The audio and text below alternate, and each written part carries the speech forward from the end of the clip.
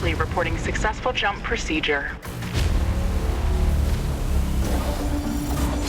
Roger that. Begin field-based setup.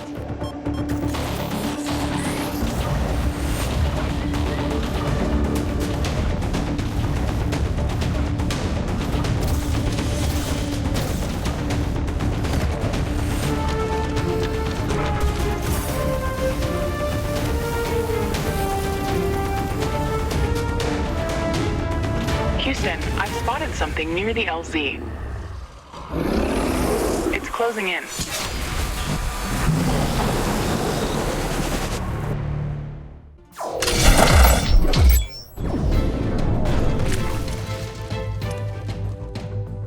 Rift jump successful.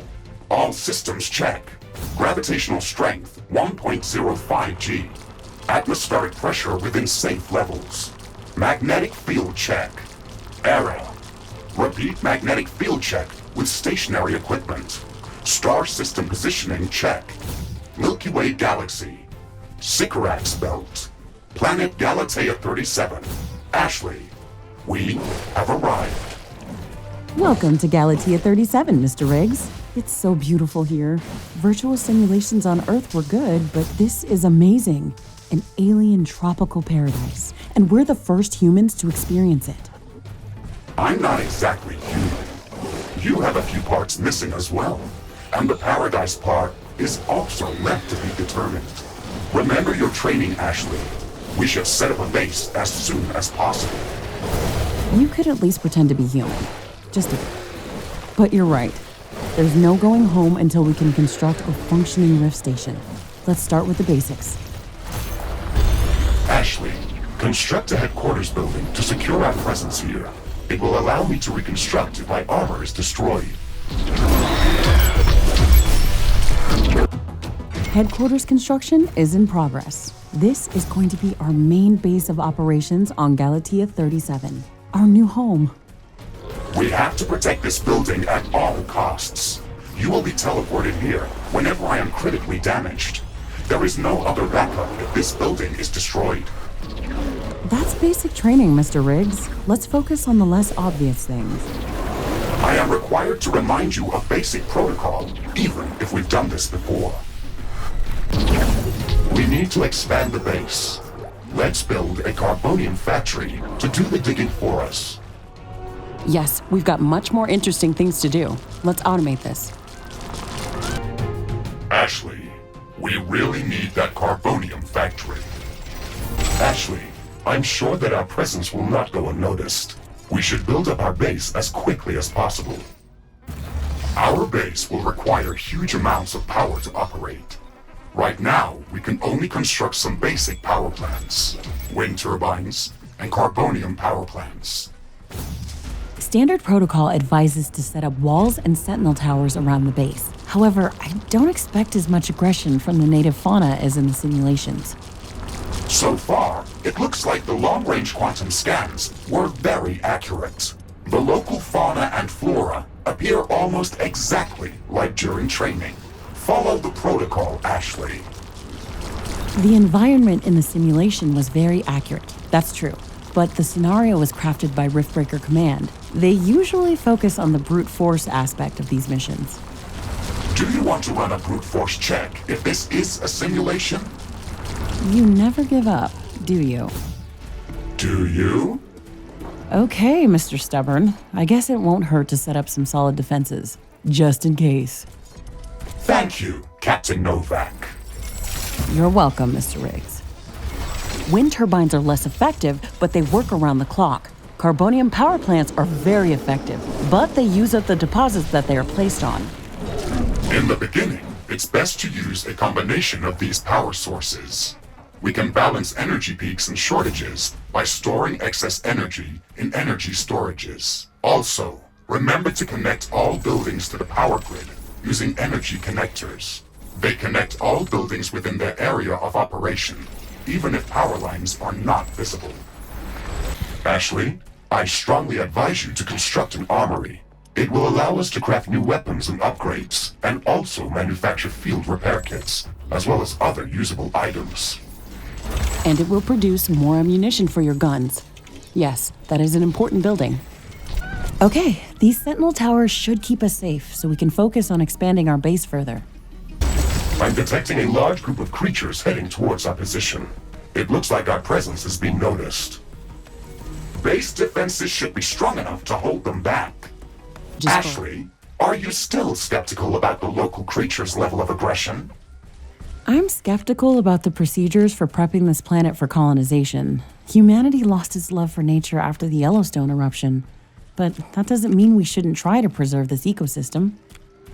Earth is barely habitable at this point. We have to secure Galatea 37 for colonization and resource extraction as soon as possible. Excessive care about the local environment is unnecessary. That's not entirely true. Other rift-breaking missions have already secured a number of resource-rich planets for humanity. We're not on the brink of extinction. Our goals on this mission are clear, and our survival and security is the top priority. Damage to the ecosystem is inevitable. You wanted to come here yourself, and you knew what has to be done. Are you doubting the mission? I know what has to be done. That's not the point. Galatea has to be prepared for colonization. I don't doubt that. If I didn't come here myself, then someone else would have. I believe that we can do this in a better way. We have to defend ourselves and secure the necessary resources to set up the Rift Station. But we don't have to destroy all the wildlife we encounter. Humanity doesn't need another stripped-down factory world. If we want to progress as a species, then we should study this planet and learn how to blend with the environment and prepare a safe home for humanity. It looks like we have the base up and running. If you'd like to construct more advanced buildings, you'll have to upgrade the headquarters building. Unfortunately, this process also emits a lot of high-frequency energy waves. These creatures are clearly drawn to our energy emissions, so it will be like an alarm bell for them. We should strengthen our defenses before upgrading the HQ. Headquarters upgrade in progress. This will attract a lot of attention. We should reinforce our defenses as much as we can. Things are going to get very hot very soon. I am glad we are back on the same page about properly securing our base. We can't save this world if we let it kill us. Hey, Mr. Grumpy? Why do you insist on calling me names? I hope you're not offended. Are you? No, that would be inefficient. Come on, Riggs. Let's not be so serious. I had to give you a better name than what they called you. Rift Jump and Exploration Mecha-Suit Mark IV, Griffin variant. What is wrong with that name? It's inefficient. We should start downloading new blueprints so we can construct more advanced buildings and items. Build a communications hub as soon as possible. Okay, let's remember to build some additional power plants for it. It consumes a lot of energy. Communications hub construction in progress. We can download all the technology blueprints that we need through this building's quantum entanglement template matrix. It's a pity that we can't upload anything back to Earth. There's so much data to be gathered here. I can't wait to start collecting research specimens. We will be able to share all of our research data as soon as the Rift Station is operational and the rift back to Earth has been opened. Let's focus on that first. Communications hub construction finished. We can now use it to download new technologies. The improved headquarters building can support more communication hubs. If we want to download new technologies faster, then we should construct as many of them as possible. Ashley, now that the basic base setup is complete, we should start working on our primary objective, constructing an interplanetary rift station. It is going to take a long time to build, so we should start working on it as soon as possible. That's true. It's a massive building with multiple components and pipeline connections for plasma fuel and coolant. It's going to be the central structure in our base, with multiple support buildings, so we should plan a lot of free space around it. Let's start by placing the foundation. Construction of the Rift Station's foundation is in progress. Congratulations, Ashley. This milestone marks the beginning of the next chapter of our mission on this planet. You sometimes sound a bit like Colonel Nordstrom. Do you know that? I received additional instructions on how to motivate you and keep your spirit high during this mission. They were indeed written by Colonel Nordstrom and revised by Admiral von Blofeld. Would you like me to read what I was instructed to tell you for this occasion? Oh, please do, Mr. Riggs. This is exactly what I wanted to hear after traveling halfway through the galaxy. Captain Novak, you were selected for the Rift Jump to Galatea 37 as an exceptional individual. You are amongst the elite of Earth's expeditionary forces. During your services with the Extraterrestrial Science Corps, you have time and again shown courage, bravery, and an unflinching willingness to sacrifice yourself to complete your objectives. You are destined. Okay, that's a nice speech. It sounds very uplifting. But they didn't read my bio very well. What do you mean? The sacrifice part. Do you mean the Orion mission? You were working without me back then. Yes, that and a few other things. Do you want me to read further motivational pieces? That's enough of Colonel Nordstrom. Let's skip the military pathos and stick to your original programming. We've got a planet to explore. Roger that, Ashley. I am archiving all of the motivational speeches. The construction of the Rift Station Foundation has been completed. We need to construct all of the Rift Station components before we can start powering up the portal. The Rift Station has 3 main components that require a lot of rare resources to be built. The fusion field accelerator requires enriched uranium. The hyperparticle condenser requires palladium. And the quantum gate stabilizer, which requires titanium. We haven't found any traces of these elements near our base. These resources might not be present anywhere near our location. We should construct an orbital scanner to start scouting for interesting locations around the entire planet. It will allow us to establish precise coordinates for long-range rift jumps around the planet. We don't have the required schematics to build an orbital scanner. We have to download the orbital scanning technology through the communications hub. A new technology has been developed. The orbital scanner uses advanced technology and requires additional resources in order to be built. We need to gather a large amount of cobalt to construct this building. Ashley, my sensors are picking up an underground cobalt deposit nearby. I've marked its approximate location on your map. We should go there and search for it with the geoscanner. It's not that close, really. We should craft some better equipment before we try to venture out that far. Ashley, now that you've got practice with using the geoscanner, you can use it to search for hidden resource deposits, geothermal vents, or any other underground anomalies. It looks like it's going to be very useful. We could at least scan the area around our base with it. Who knows what's hiding under our feet? It is also capable of finding hidden underground alien life forms. Then we should definitely check the area around our base with it. A new technology has been developed. We now have enough cobalt to construct the orbital scanner. Also, be mindful of this building's energy consumption. We should probably build some additional power plants and improve our energy storage capacity before connecting it to the power grid. Orbital scanner construction is in progress. But before we start jumping off to different parts of the planet, we should build the necessary local research facilities. The communications hub can only help us with downloading already developed technologies back from Earth. Still, one of the main reasons why we came here is to conduct research and to learn about the environment that we encounter here. We can research new technologies based on samples of alien life forms or any new substances that we encounter if we construct the Alien Research Laboratory building.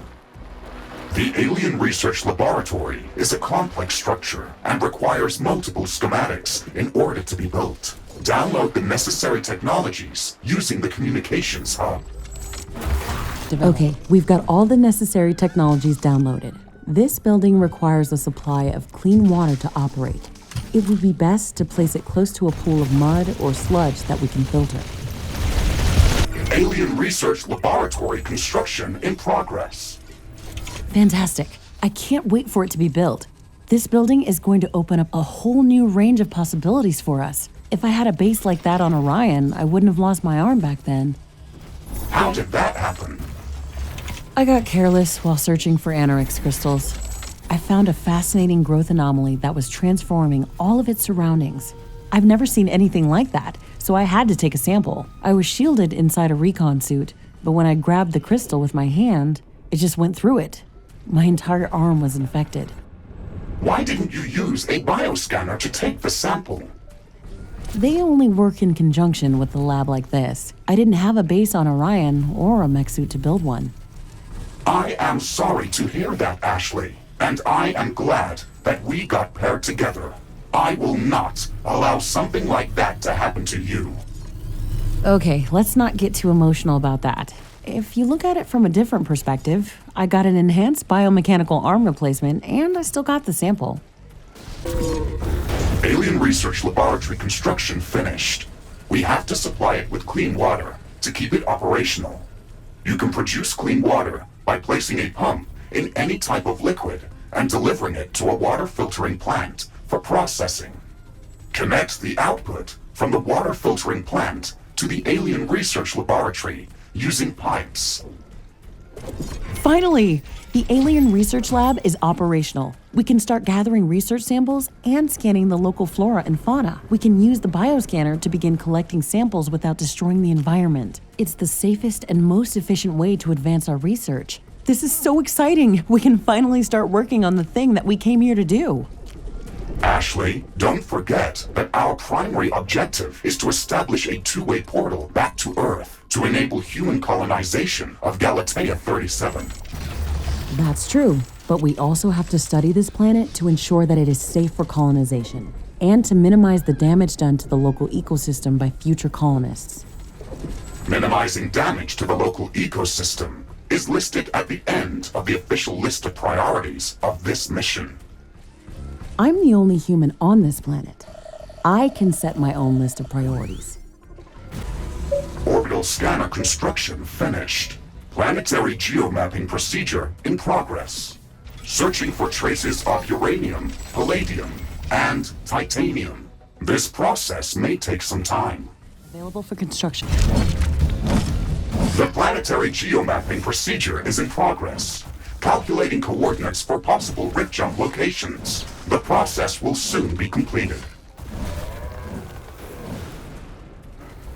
Orbital scanner geomapping procedure finished. We have gathered a lot of very useful information about the planet and found traces of rare elements in multiple locations around the globe. One of Galatea's continents appears to be a barren desert that has been scorched by intense radiation and very intense solar activity. These harsh conditions are most probably caused by the high condensation of radioactive elements like uranium or thorium. Our scans have located a safe rift jump location for an initial scouting mission. Gaining access to uranium would allow us to construct nuclear power plants and some heavy weaponry. This should make surviving on Galatea much easier. The second interesting area is densely covered by acidic clouds of unknown origin. Spectral analysis detected traces of palladium scattered throughout this geographical zone. I have marked a safe rift jump location for initial reconnaissance on the orbital scanner interface. Titanium has been detected in a large zone of intense volcanic activity. The orbital scanner has been providing some strange readings from this area, with temperatures ranging from 800 to 100 Kelvin. On top of that, it is entirely impossible to get any sensible magnetic field readings from this area. We were able to find a safe rift jump location within the volcanic zone. However, you should expect extreme environmental conditions. All of these locations contain extreme environmental hazards and unknown species of creatures. We should upgrade our equipment as much as we can before venturing out into these new biomes. Many of the more advanced buildings require a lot of cobalt to be built or upgraded. There's not enough of this resource in this area to cover our needs. Mr. Riggs, can you calibrate the planetary scanner to search for more cobalt? Affirmative, Ashley. I'm starting the scanning procedure right now. Orbital scanning completed. We have found a new planetary location that is rich in cobalt deposits and would be perfect for establishing a new cobalt mining outpost. Excellent. It's even located within the tropical zone, so it should be more hospitable than the other areas of the planet that we visited. Let's go there as soon as possible.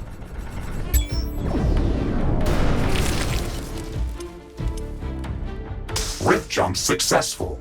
Initial scans indicate rich cobalt veins in the area, as well as multiple ironium and carbonium deposits. Great! That's just what we were looking for. We can set up a large mining base in this location to support our headquarters and Rift Station construction.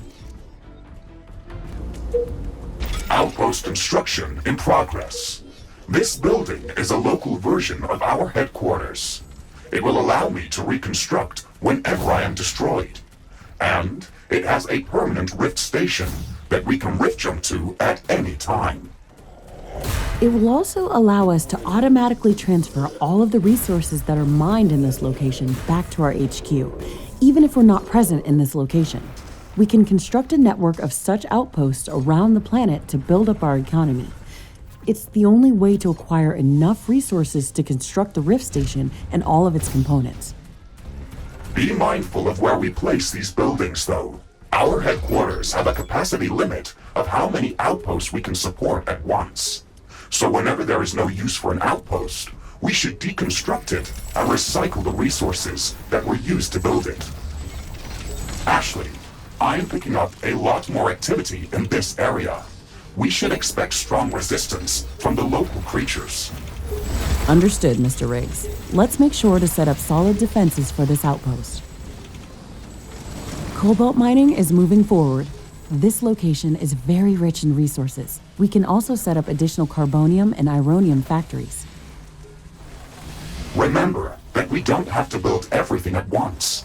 We can freely rift jump between outposts and return here later if we need to expand our mining operations. It's good to be back at HQ. I feel much safer here. Ashley, remember that we can travel between planetary locations using the orbital scanner interface whenever you are ready. You can also check our list of objectives on that screen. Okay, Mr. Riggs, let's check to see if our base is still intact. Then we can go back to exploring other biomes.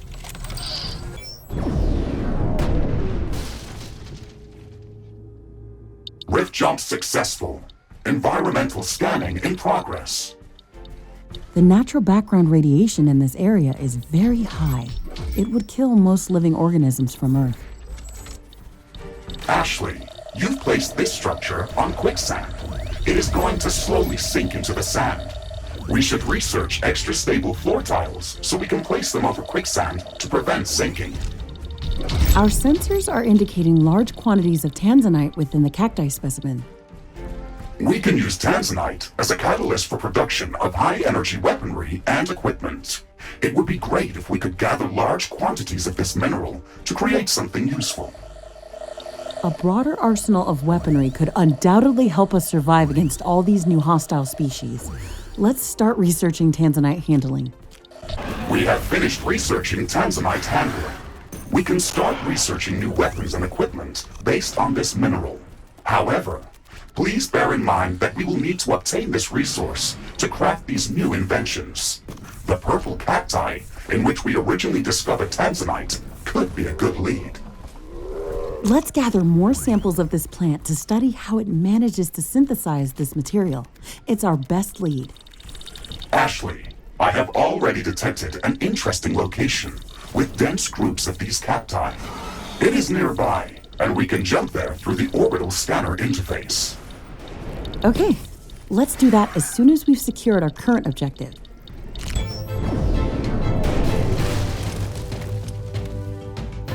Rift jump successful. This area is very rich in tanzanite. My scans have indicated 2 especially large condensations nearby. I have marked their locations on our minimap. Interesting. We've actually found an oasis in this desert. It looks like one of those condensations is around a pool of liquid. We have to see this. Yes, that is odd indeed. The second location appears to be a bit more standard. It is a large tanzanite deposit hidden underground. It is spread out in a larger radius. Okay, we'll analyze it with the geoscanner as soon as we get there. Wow, this is an actual oasis. It looks stunning. These cacti are growing like crazy near this pond. They contain a lot of tanzanite. We can harvest them to gather the resource, as well as research samples. Ashley, there's a lot of tanzanite in this area, but its concentration is so low that I will not be able to excavate it with my equipment. These cacti clearly like to grow in this place. They condense the tanzanite from the soil during their growth process. Unfortunately, these ones are too small to harvest any meaningful quantities of the resource. Mr. Riggs, I think I know how we can extract the underground tanzanite deposit. We can use the water from the oasis to power a cultivator. If we can build a pipeline from the oasis to the underground deposit, we could speed up the growth of the cacti in that area. These plants will extract the tanzanite for us. Good thinking, Ashley. The pipeline is going to be long, but it will work if we can put it together. The mushbit colonies in the area will not make this easy. The cultivator is operational. It will require some time to grow these cacti to appropriate size. Okay, we can harvest these cacti manually, or we can automate the process by constructing additional collector stations. Do not forget about setting up some defenses for our little outpost here. It is almost certain that we will come under attack as soon as the local fauna learns about our presence. We have gathered enough tanzanite to start crafting new equipment. Ashley, we can stay here and search for more minerals, or we can return to our primary objectives. Excellent. We can craft some really good weaponry with this amount of tanzanite. My standard radiation shielding can withstand these levels of exposure without any damage. However, if the background radiation is so high in this area, then we can expect much more intense sources of gamma particles. These could pose a serious threat. These green crystals are emitting a lot of gamma radiation. Try not to stand too close to them, or they will damage my armor. The protective atmosphere is also very thin in this area. UV radiation from the sun could pose a real threat. No wonder this area looks like a desert. We'll have to improve environmental shielding on our structures before setting up a larger outpost in this area. Ashley, we should gather more data about this area. We can later use the readings from my sensors to develop improved radiation and UV shielding for both my armor and our structures. Okay, let's try to scout as much area as possible to feed your sensors with enough data. Ashley, I'm detecting a new species of creatures that have very unusual movement characteristics. That sounds very interesting. The creatures in this biome are unlike anything that we've seen before. Let's go to its suggested location and try to learn more about it. Fascinating. Look at this creature. It has a very dense and thick carapace, yet it moves very swiftly over sand. We should study this species further. I can sense a few of these creatures in this area, but this won't be enough to gather samples for research. Let's pass this creature's characteristics to the orbital scanner and look for a location where we can find more of them. Affirmative, Ashley. We should have some results available shortly. Orbital scanning completed. We've found a location that looks like a breeding ground for the Stregoros species. We can go there to study it further.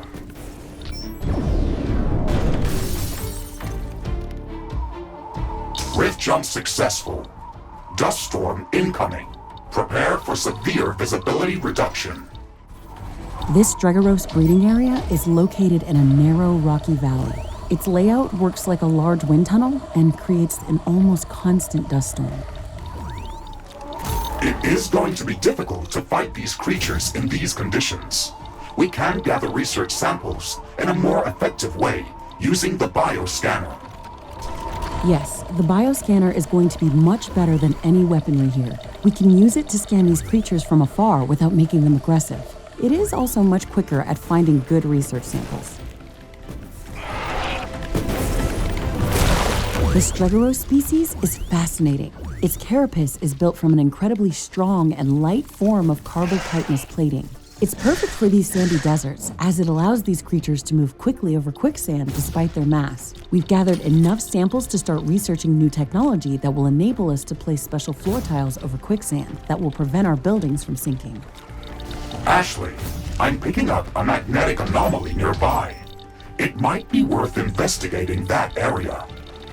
Interesting. Maybe that's the real reason why there are so many of these creatures in this area. Let's investigate this. New technology has been developed. This huge crystal is the source of the magnetic anomaly. Let's get close to it to gather samples. Be careful, Ashley. It looks fragile. It's so calm in here. Gathering samples completed. This crystal behaves in a very strange way. It emits a lot of high-frequency electromagnetic waves, but they have a distinct regularity. Almost as if a song was playing that's not meant for our ears. Let's research these samples in our lab. I'm not detecting any more points of interest in this area. We can rift jump back to base as soon as you are ready. Environmental scanning completed. We've gathered enough data to start developing advanced UV shielding and radiation shielding in the alien laboratory.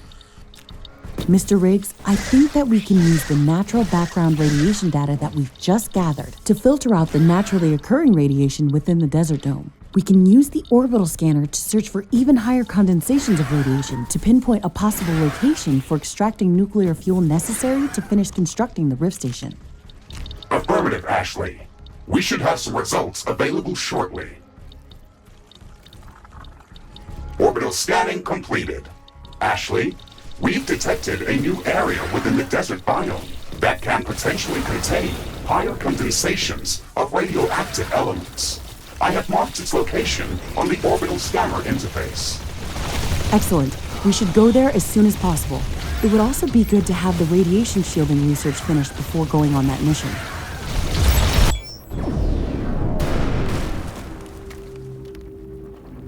Rift jump successful. I am detecting very high background radiation in this area. It is dangerously close to the safety limit of my armor. Good. This means that we really are onto something. I don't expect to find uranium rods lying around. Let's use the geoscanner to search for some ore.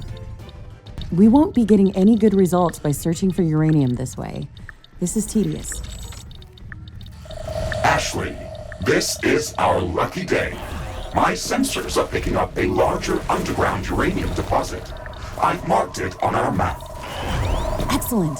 Let's go there immediately. There's a lot of creatures around this area. We won't be getting to that uranium without a fight.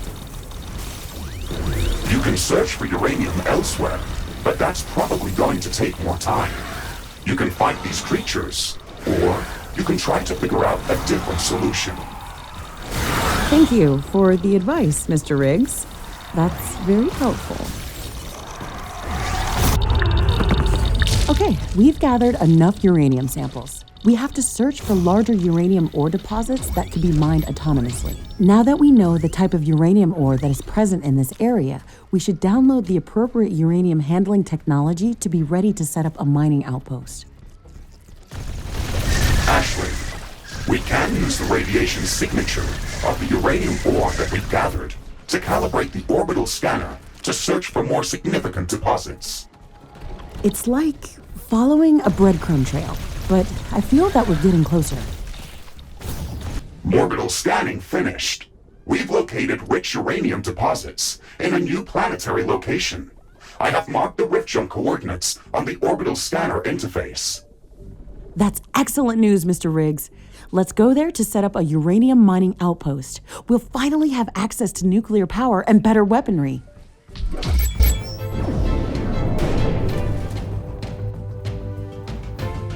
jump successful. Ashley, our long-range scans were correct. I'm detecting multiple uranium deposits that are large enough to be mined.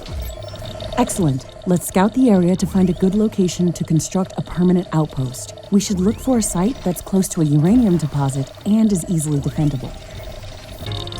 This area has a very rich geological composition. I am detecting multiple ironium and carbonium deposits. We can mine them as well to improve our economy. Our presence isn't welcome here.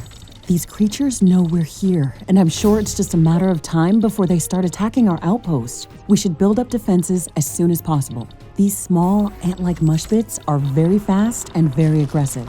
They attack in dense swarms, so it would probably be best to set up some flame towers against them. Our sentinel towers also won't be any good against larger creatures like Stregoros or Nerots. We should set up some artillery or plasma towers against them. It's not going to be easy to survive here. As soon as we are done securing this area, we should start mining uranium. Okay, uranium ore mining is underway. Now, we need to start processing the ore to create enriched uranium. We'll need to place a few uranium centrifuges to get this running at a reasonable rate. Uranium centrifuges require a lot of energy to operate. We can take advantage of the increased efficiency of solar panels in this biome. We could already start building nuclear power plants, but there's no water to cool the reactors in this biome. That's a good idea. We need to remember to construct an adequate number of energy storage buildings to survive through the night while solar panels are not operational. We're halfway through gathering enough uranium to construct the fusion field accelerator for the Rift Station. Ashley, you can accelerate the process by securing additional uranium deposits and building more uranium centrifuges. Warning! I'm detecting a massive swarm of creatures heading towards our outpost. We still have some time to prepare. Strengthen our defenses as much as possible. This attack is going to be very strong. The mining operation must have disturbed a lot of them. We're going to need advanced defense towers to repel these creatures. Also, let's not forget about setting up minefields on the critical paths toward our outpost. I'm not detecting any large groups of creatures in the vicinity of our base. We've fended off the attack. That was intense. Our jungle headquarters feel really cozy compared to this place. We've gathered enough uranium to construct the fusion field accelerator. Let's return to HQ to start the construction process. Fusion field accelerator construction in progress. This is going to take some time. Let's focus on other tasks.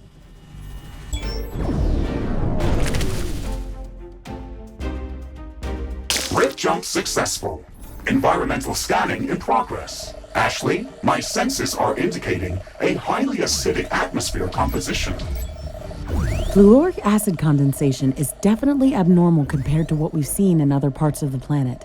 Something must be emitting the acid straight into the air. Let's look around to see what we can find. Amazing. These red crystals are really huge. Look at how the light is scattering below their surface. It's mesmerizing. They also contain a lot of rhodonite. We can use this mineral to construct high-powered laser emitters for our weapons as well as other equipment. You already had me convinced at lasers. We definitely need to learn more about these crystals. We should research rhodonite handling as soon as possible. We've finished researching rhodonite handling. We can start researching new laser-based weapons and towers. They're going to be an excellent addition to our arsenal. However, we will first have to gather some rhodonite to craft the new gear. The red crystals that contain rhodonite are relatively common in the acidic plains biome. However, I detected an interesting location with a much above normal condensation of their growth. There should be a lot of rhodonite in that area. I've marked the rift coordinates on the orbital scanner interface. Excellent. Let's go there as soon as we've secured the current objective.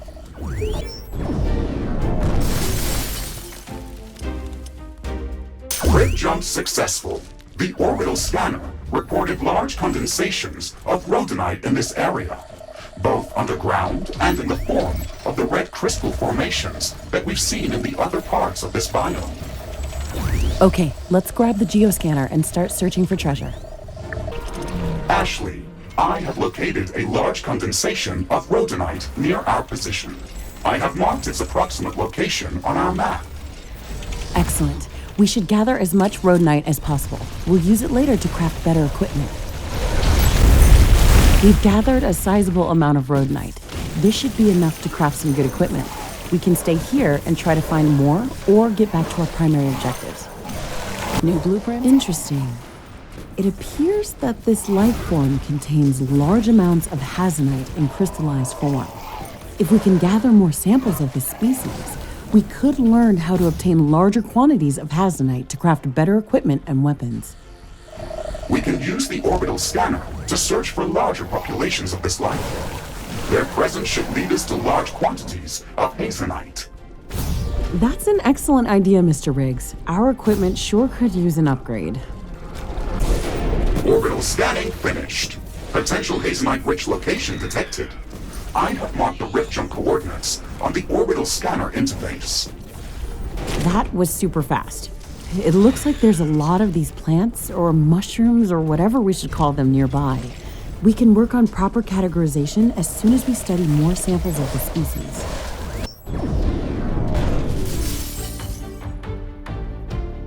Rift jump successful. This area is very rich in hazonite. My scans have indicated an especially large deposit near our position. I recommend we go there first. A lot of the flora that grows here contains hazonite. Many Galatian plants have adapted to crystallize various minerals directly from the soil. Some fauna species feed directly on these minerals. It's a fascinating ecosystem. Ashley, there is a lot of hazonite in this area, but it is not concentrated enough for my equipment to extract it. We have to search for it elsewhere. There's a lot of these bulbous mushrooms growing here. They're feeding off of the hazonite from the soil and crystallizing it in a form that can be harvested. If we could accelerate their growth, then we could extract the hazonite using these natural organisms. We could construct a cultivator in this area to accelerate the growth of these mushrooms. We will need to supply it with filtered water to make it operational. Okay, let's get it done. The cultivator is operational. It will require some time to bring these mushrooms to the size when we can harvest them in an efficient manner. We can automate the process of gathering resources by constructing a harvester building close to the cultivator. Excellent. I have a feeling that we should strengthen our defenses while we're waiting for the growth cycle to complete. Whenever we try to exploit any of the natural resources on this planet, we get attacked by hordes of aggressive creatures. The enemies in this area can hide from our sensors. They are not as numerous as in the other parts of this biome, but they can be even more dangerous. Be wary, Ashley. I will not be able to warn you of incoming attacks. We have gathered enough hazonite to start crafting new equipment. Ashley, we can stay here and harvest more minerals, or we can return to our primary objectives. The acidic fumes are much denser near this growth. This thing must be responsible for the highly corrosive atmosphere in this area. This life form is multiplying very rapidly. It is subdividing its cells, similarly to Earth-based yeast. The fluid inside these cells is highly corrosive.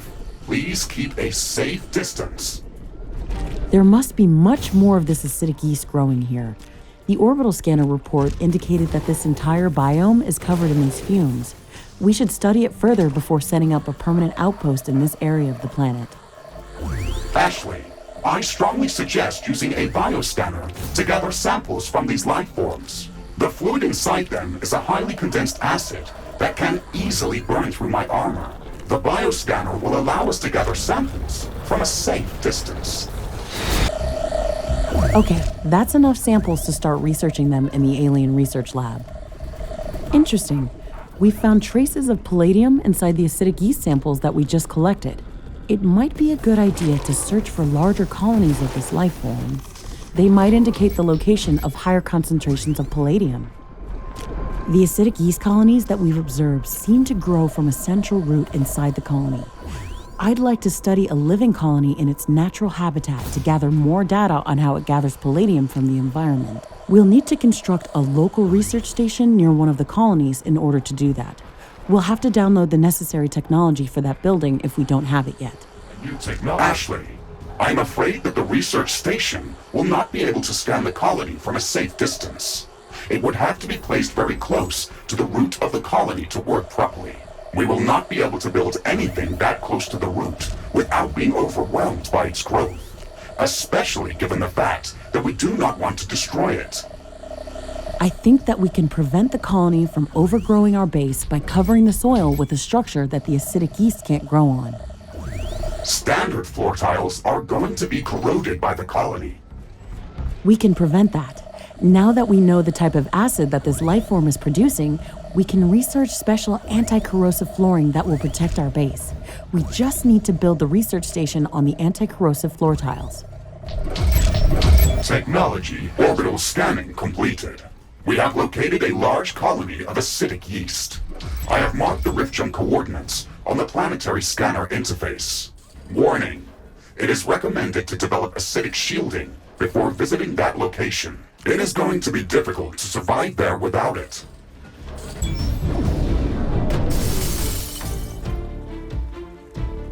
Rift jump successful. I am detecting multiple acidic yeast colonies nearby. They are larger than the ones we have seen before, and are growing at a faster rate. Good. We need to get close to the central root of one of these colonies and construct a research station near it. This isn't going to be easy. Okay, this looks like the central root of the colony. Now we have to build a research station close to it to start the scanning procedure. Remember that we can block the growth of the colony by placing anti-corrosive floor tiles around it. It would be advised to build our entire base on anti-corrosive floor. Research lab operational. Acidic yeast scanning in progress. Great. Now we just have to maintain power to the research lab and let it gather the necessary data. My sensors are picking up increased movement around our position. We should prepare to defend the research laboratory. We're halfway through analyzing the root of the acidic yeast colony. The data is already looking very promising.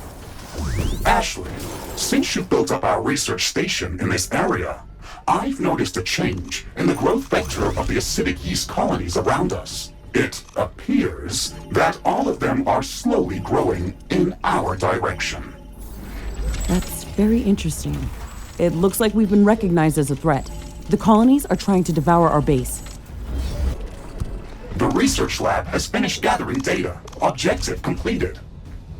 The data that we've gathered proves that this life form can digest even the smallest traces of palladium. Palladium normally doesn't react with most acids, but this life form uses a highly concentrated form of fluoric acid that is heated up by the creature's metabolic processes. We can program the orbital scanner to analyze the growth patterns of the acidic yeast colonies. This should help us in finding palladium deposits that these colonies are moving towards. Affirmative, Ashley. Orbital scanning in progress. Analyzing acidic yeast growth patterns.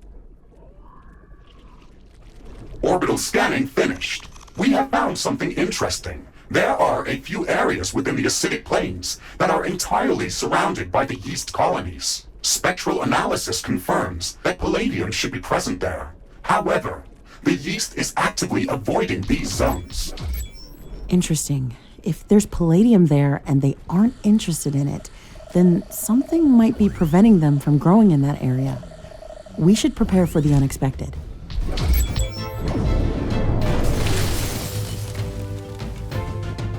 Rift jump successful. Orbital scanning indicated that there should be multiple underground palladium deposits hidden in this area. We can use the geoscanner to find them. It's actually quite calm in here. That's a bit suspicious, don't you think, Mr. Riggs? Yes, that is abnormal. I'm not detecting any acidic yeast colonies in the area. The local fauna population also seems to be smaller than in the other areas of this biome. Ashley, I have located a large underground palladium deposit. I have marked its location on our map. What's this? The geoscanner detected a hidden cache of explosive fluid underground. This functionality is normally used for detecting minefields. There are exploding mushrooms underground. This must be the reason why the acidic yeast colonies are not present in this area. Let's be careful here. Great. The ones we've been finding so far were really small. Maybe we can find something that we can place an automated mining station on. The palladium deposits that we've been finding here are too small to build a mining station. However, we've learned how to find it. The data gathered with the geoscanner can be fed to the orbital scanner to search for mineable palladium. Our mission here is complete. We can return to headquarters to start preparing to build a palladium mining outpost. Understood, Ashley. I'm starting the orbital scanning procedure and searching for mineable palladium deposits. In the meantime, we should research palladium handling technology to be able to actually construct palladium mining stations. To reveal orbital scanning, finished. We have calculated a favorable location for palladium mining outpost. I am detecting multiple acidic yeast colonies in this area. That's good. Maybe there will be fewer exploding mushrooms in that area. Either way, we should remember to use the geoscanner frequently.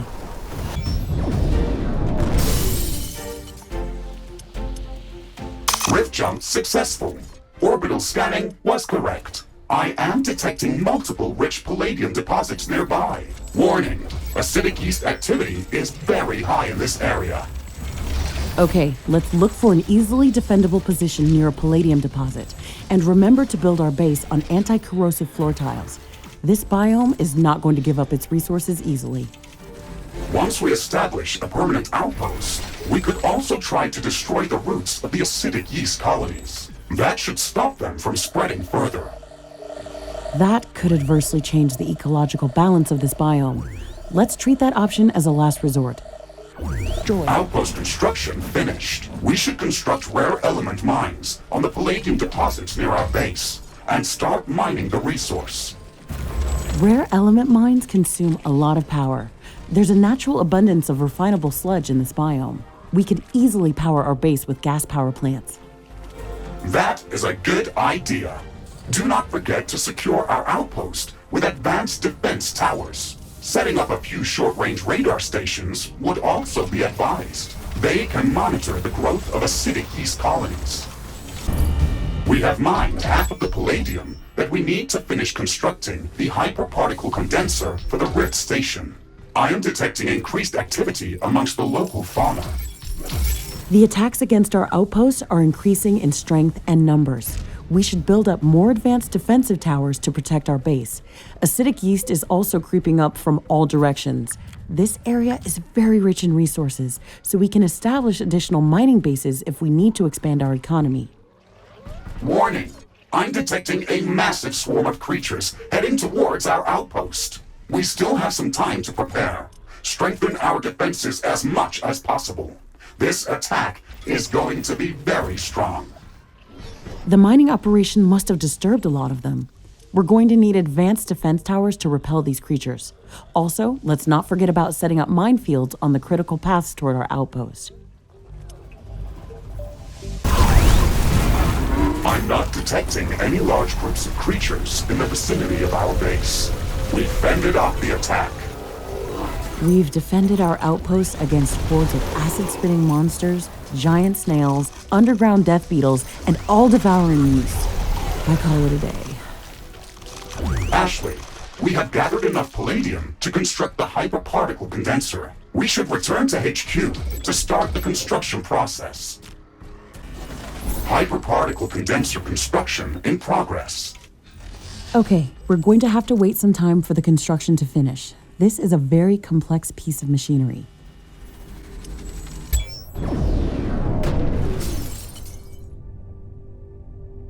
Rift jump successful. Warning, temperature above safety levels. This area is hotter than we expected. My armor is going to sustain damage from the heat. We've landed in the middle of an active volcanic area. We expected high temperatures, but not this high. The measurements from the orbital scanner were different. Something's off. We won't survive here for long. Ashley, I'm detecting multiple temperature anomalies close to our position. It looks like my sensors are broken. The temperature suddenly drops in these areas by hundreds of degrees. We received some anomalous readings from the orbital scanner. This might be it. We have to investigate that. This is amazing. These plants are unlike anything I've ever seen before. The temperature around them is much below the freezing temperature of water. Ashley, moving closer to this plant, we can study it from up close and cool off in its aura. This growth formation is very peculiar. It's a crystal entwined in very strong vines. It looks like this life form actually cultivates this crystal. This crystal contains a rare mineral called ferdinite. It can be used for gravitational field manipulation when combined with a powerful magnetic field. It doesn't exist on Earth. The magnetic field in this biome is acting completely strange.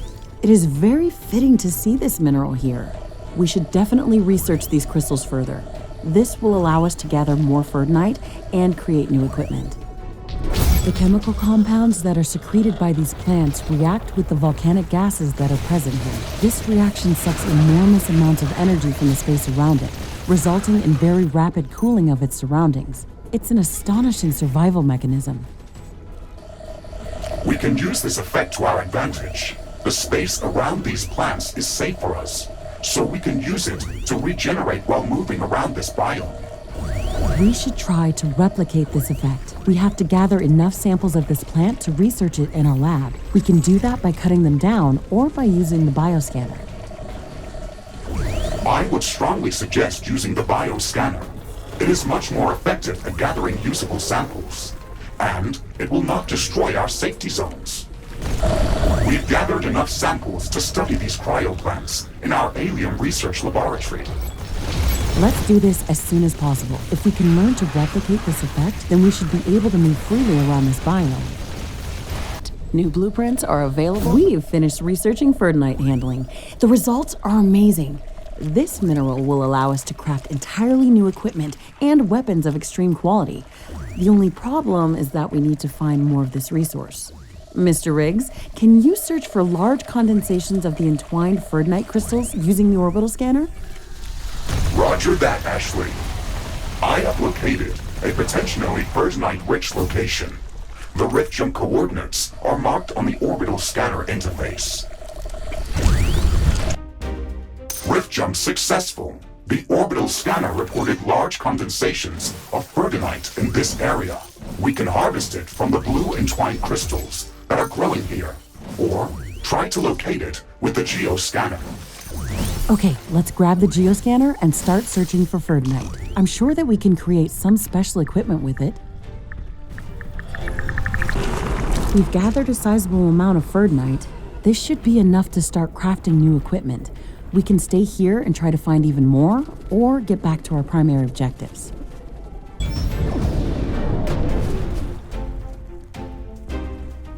Rift jump successful. Gravitational anomaly detected. Gravitational strength 0.56 G. Magnetic field anomaly detected. My sensors are receiving a lot of interference. Wow, the parameters in this area are crazy.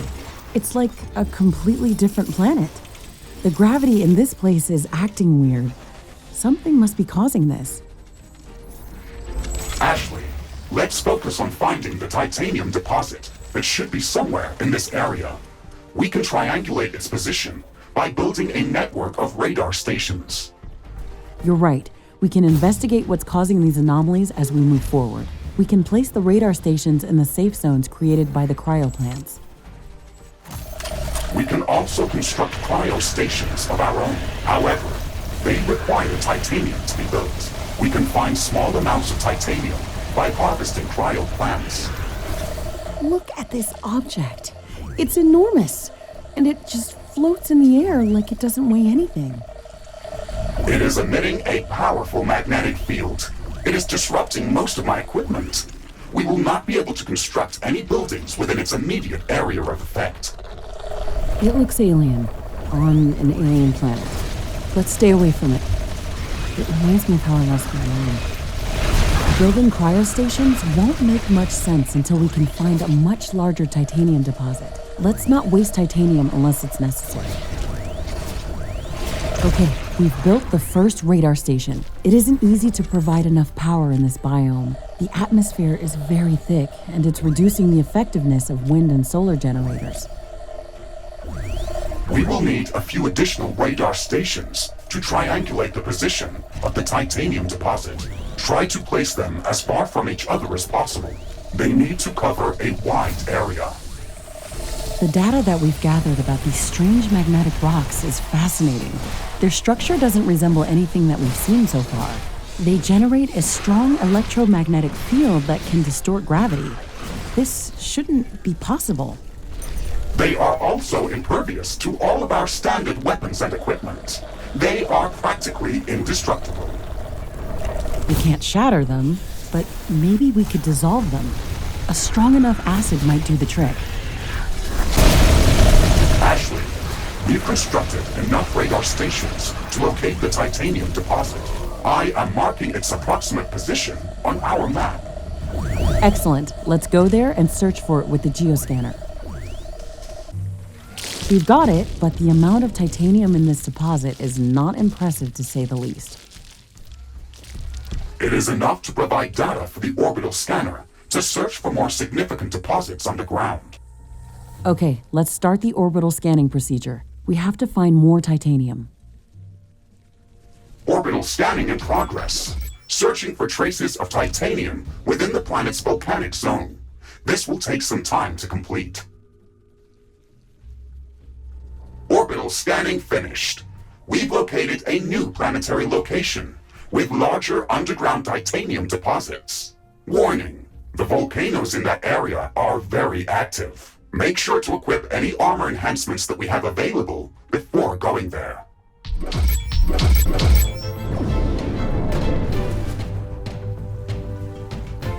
Rift jump successful. Warning, nearby volcanic eruption detected. Watch out for falling debris. Mr. Riggs, can you track the incoming rocks that pose a threat to your armor? Affirmative. I have enabled projectile hit prediction and am actively marking estimated collision locations.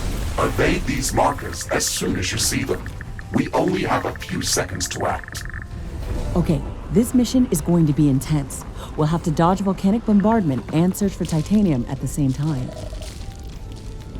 Ashley, the orbital scanner detected titanium deposits hidden underground. If we can gather enough titanium from this area, we should be able to study the geological composition of titanium-rich ores present on this planet. The next logical step will be to establish a permanent titanium mining outpost. That makes perfect sense. Equip the geoscanner and let's start hunting for treasure. Mission accomplished. We've gathered enough titanium to be able to study its geological presence patterns on Galatea 37. Ślimak, co tu robisz? Taki ładny, taki tłusty. Będzie z ciebie czwórka pusty. What? What did you say? I did not say anything. Are you breaking down from the heat? No. Are you hallucinating? What? Of course not. Someone screwed up your programming. My programming is impeccable. I was designed and perfected by some of the best programmers that humanity has ever seen. Of course you were. You were the best AI on this planet. Excellent. Let's queue up downloading of the appropriate titanium handling technology and start scanning for a good location for a titanium mining outpost. Orbital scanning in progress. We should have a good location for a titanium mining outpost soon. New blueprints are available for craft. Orbital scanning finished. We have located rich titanium deposits in a new planetary location. I have marked the rift jump coordinates on the orbital scanner interface. Acknowledged, Mr. Riggs. We will finally be able to gather larger amounts of titanium to start producing better equipment and finish the rift station construction. Let's go there to establish a titanium mining outpost as soon as possible.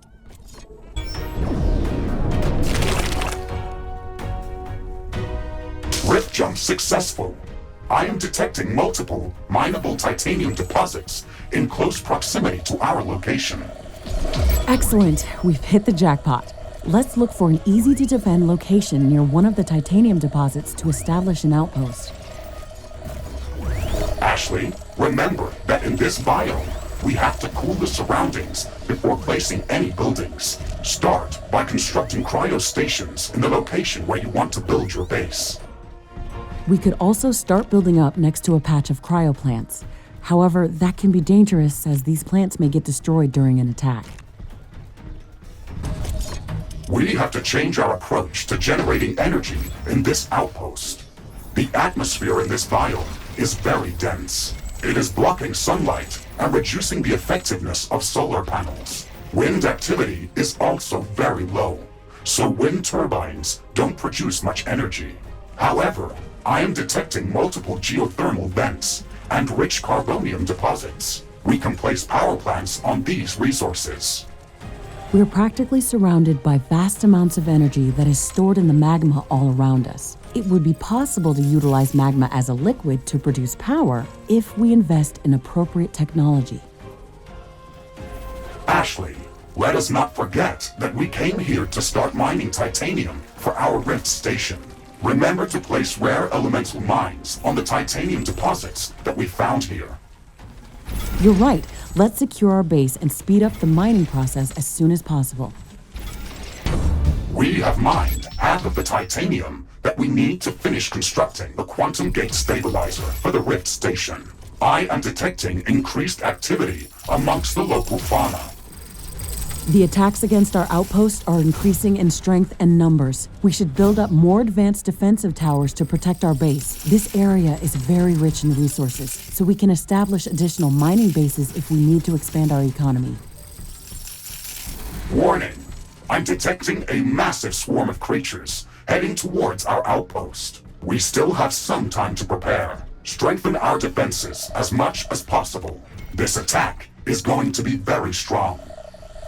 The mining operation must have disturbed a lot of them. We're going to need advanced defense towers to repel these creatures. Also, let's not forget about setting up minefields on the critical paths toward our outpost. I'm not detecting any large groups of creatures in the vicinity of our base. We fended off the attack. Nothing is easy in this place. Intense heat, volcanic rock bombardment, walking stone giants, and swarms of fire-breathing snakes. Can it get any harder than this? We have gathered enough titanium to construct the quantum gate stabilizer. We should return to HQ to start the construction process. Quantum gate stabilizer construction in progress. We can't rush this building. I wouldn't want to get scrambled walking through an unstable rift portal. Would anyone want that? No, I guess no one would want that. Was that a joke? Yes, it was supposed to. I guess they didn't program that for you. I guess they didn't program that for you either. Ha, ha. Ashley, I've been tracking strange behavior within Galatea's asteroid belt. One of the smaller objects that have been orbiting the planet has recently changed its trajectory. What's strange about that? Galatea is a relatively young planet and has lots of moons and smaller rocks in its orbit. I have not detected any collisions in this object's vicinity, or any other force that could affect its movement. It is also heading straight for our headquarters. It should be flying over our position at any moment now. Okay, you've got my attention. Let's track this meteor and see where it lands. The meteorite has landed near our position. I am detecting increased radiation in a very broad emission spectrum. That was not a typical rock. I'm intrigued. Let's get to that impact location as soon as possible.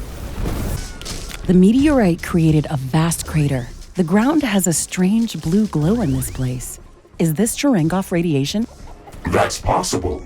I am receiving conflicting readings. Ashley, please move closer to the center of the crater and use the geoscanner to gather more data from the debris. Okay, is this enough? Affirmative, Ashley. The remains of this meteorite are emitting huge amounts of dark energy waves. They are off the charts. That's very odd. What can you tell me about the impactor's composition? It was too small to contain enough dark matter to cause such emissions. It was almost completely obliterated when it hit the ground. The dust that remains is primarily composed of heavy metal elements. Error. Some of the readings are changing. How is that possible? My apparatus is broken, or the sample is unstable. It appears as if some of the heavier atoms are quickly decaying into lighter ones, while others are fusing into heavier elements. That's nonsense. Such behavior is not possible. That would cause a giant fusion explosion. Nothing could contain so much energy in a stable state. You are correct, Ashley. However, we still cannot explain the dark energy emissions from this debris. That's true. We also can't explain why this meteor decided to land right next to our base. That's too odd to be a coincidence. Are there any more objects in Galatia's orbit with similar composition? Yes. There is a number of similar objects orbiting the planet. They have been here since before we arrived. They have different composition than most of the planet's surface. Most of the planet's surface? Is there an area on the planet with similar composition as those meteors? Yes. Our initial planetary scans have mapped a large valley that looks like an ancient impact crater on one of the continents. Its resonance spectrum indicated large quantities of heavy metals. This area does not seem to contain any resources that are required to construct the Rift Station, so it was not marked as important. The meteor that landed here must be a fragment of some larger object that collided with Galatia a long time ago, and as a result, created that crater. Mr. Riggs, can you chart rift jump coordinates to that metallic valley? Affirmative, Ashley. Okay, let's go there as soon as possible. Ashley, if we want to gather better research data on that expedition, then we should first download the schematics for a research station. It will allow us to conduct on-site analysis of complex phenomena if necessary. Okay, let's hold off the jump until we have that ready. Research station schematics download completed. Roger that, Mr. Riggs. We can now make the jump to the metallic valley as soon as we're ready.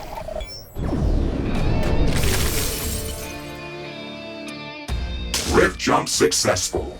Radiation is above normal, but within safety limits. Amazing. This place looks like a completely different planet. The plants and rocks look like they've been fused with the heavy metals that are so abundant here. I am detecting regular dark energy wave pulses. It is difficult to assess where they originate from. I need some time to gather more readings. Okay, Mr. Riggs. In the meantime, we can walk around and explore the area. Are these dragonflies? They have metallic wings and reinforced carapaces, but the majority of their bodies is organic. This is very odd. Watch out for this species, Ashley. It looks very aggressive and can fly over terrain obstacles. Is this a drone or a creature? It doesn't look natural. These flying round creatures are biomechanical hybrid organisms. However, I would not classify them as typical cyborgs. I cannot see a clear distinction between organic and mechanical parts. All of their elements function perfectly together. They either evolved this way or they've been bioengineered. Both options are equally disturbing. Let's see what other curiosities we can find here. This calm rabbit species must be related to the flying laser-eye Bradron creatures. They share a lot of common characteristics and have very similar internal organ structure. Their metallic evil twin has been bioengineered to grow a metallic shell that serves as protective armor, and their huge eye was modified to function as a mining tool or a weapon. I have finished analyzing the dark energy wave patterns. There are at least a few strong emitters within this area. I have marked the location of the strongest one on your map. We should go there first. Okay. This valley looks alien on an alien planet. Let's see what we can find here. Look at these structures. These aren't natural. They must have been made by an advanced civilization. I can even see some wreckage. Are these remnants of an ancient native civilization, or has someone visited this planet before us? This raises so many questions. Ashley, this is a very significant discovery. It could change the classification of our entire mission to Galatea 37. We need to conduct a thorough analysis of these objects. You know the procedures. I know. Secure the area. Construct a research station near the archaeological site. Assess if the find poses any threat to the expedition. Affirmative. These should be our immediate goals here. What about the dark energy wave emissions that we were tracking? Are they coming from these ruins? No. The source of these emissions seems to be hidden behind the alien structures, somewhere within that crater. Okay. As soon as we finish analyzing these structures, we'll need to find a way inside there. The research station is under construction. I am detecting movement in the planet's orbit. This cannot be a coincidence. We should prepare to defend this site. This doesn't look well. If something is purposefully controlling objects in the sky, then we might be dealing with an active presence of an alien civilization. I'm starting to get worried about this. Don't worry, Ashley. Get prepared. The research station has finished analyzing the alien artifacts. These structures were indeed created by an advanced civilization. They are old, but they're too young to be of native origin. They're composed of very dense, heavy element alloys. The wreckage in front of the tall alien pillars appears to be some kind of a pump or a refinery. It has visible intake valves, and we found traces of morphium inside it. This liquid behaves in a similar way to the meteorite debris that we analyzed near our HQ. It is a mixture of heavy element atoms that rapidly change state and morph interchangeably into lighter or heavier elements. How is this liquid stable? Why doesn't it explode? We've never seen anything like this. Our sensors cannot explain these phenomena. However, we are detecting dark energy wave emissions from this liquid. Dark matter and dark energy are just vague terms that we use to describe unknown forms of both. That means that there's something more inside or around the liquid that we cannot see or interact with. That's probably the thing that drives and stabilizes these morphing reactions. I propose we call this substance morphium. A fitting name. It looks like there is a pool of morphium nearby. Maybe this wreckage was initially connected to it. That would make sense. Let's connect it back and see what happens. Is our pipeline system going to be able to transport this substance? Of course. It's been designed to handle plasma, supercoolants, or even molten magma. It can transport practically anything. Okay then. Let's place a pipe in this pool of morphium and connect it to the alien structure near our research station. It's working! What is it doing? The ground is being covered with metal plates. They're replicating. The barrier that was guarding the entrance to the crater has just been assimilated by that metal surface. Was that a gate left here on purpose? The dark energy emissions are coming from within that crater. Let's go inside.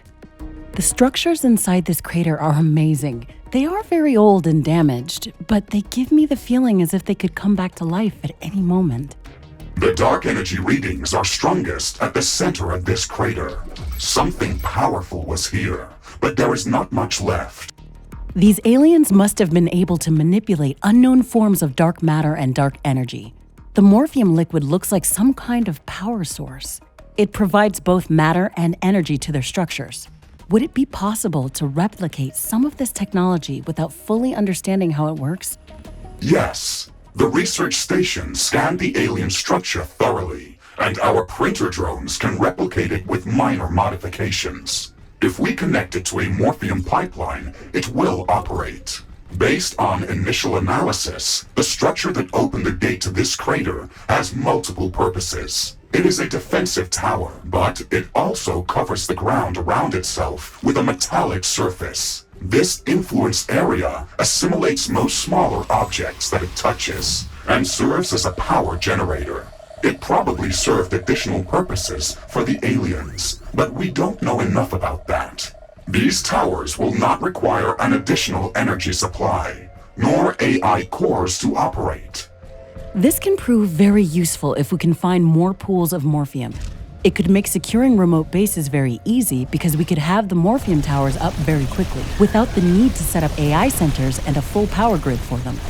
We could also research a crude way of transforming morphium into a power source and build morphium power plants. A new technology has been developed. New buildings are available for construction.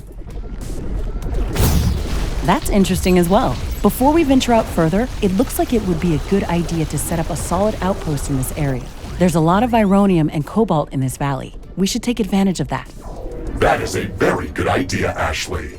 As soon as we've secured a solid outpost, we should investigate the remaining dark energy wave emitters I detected in this area. I have marked their approximate locations on your map. Some of the hostile creatures that are present in this biome are capable of traversing over canyons and lakes. We have to take that under consideration when placing our defenses. Remember to secure our base from all sides. Sunlight is a bit dimmed in this metallic valley, and there's a lot of strong wind currents. The weather is a bit more volatile here. I think it would make more sense to build wind turbines in this biome. However, we should back them up with a lot of energy storage capacity to mitigate the changing weather conditions. The dark energy emissions are coming from inside this crater, but the entrance is blocked by the same type of structures that were present near the alien Morphium Tower wreckage. Can we rift jump inside there? No. The energy field in that crater is too strong. It could scramble us. Okay, we wouldn't want that. Maybe we should place our own Morphium Tower near this barricade to remove it. That would be logical. This appears to be another piece of alien wreckage. We can extract some useful technology from it. Things didn't go well for them on this planet. Was it the local fauna that destroyed them? Are we going to suffer the same fate? We're aliens, just like they were. That is not probable, Ashley. An advanced civilization with such sophisticated technology would not be threatened by the primitive creatures that we've encountered on this planet. The local creatures are quite a threat to us, and I'm sure we haven't seen everything this planet has to offer. And if the local fauna didn't destroy them, then what did? They could have been destroyed by natural disasters, or they could have been destroyed by another civilization, or they could have destroyed themselves. Okay, you're right. There's no point in speculating. Let's search for more information. What happened here? It looks like these rocks melted from intense heat. That is possible, Ashley. The object in the center of this area is still sending out strong energy emissions, and whatever happened here must have happened a long time ago. Something was destroyed here. Maybe we can create something useful from this wreckage. Is this an ancient battlefield? Warning! Unknown threat incoming! Been destroyed. What was that? I don't see how this could be a mutated local species. And they ambushed us here. I don't think these ancient aliens are dead, and I don't think they like us. We have to find out if there are more of them on this planet. I agree, Ashley. An advanced hostile civilization could threaten our mission and all of humanity if it could possess control of the Rift Station. We have analyzed all of the dark energy wave emissions present in this area. I was able to fine-tune our equipment thanks to the data and the Morphium research that we conducted here. I have located a new planetary location that contains dark energy wave emissions, similar to the ones that we've encountered in this area. Okay, we should rift jump to that location as soon as possible.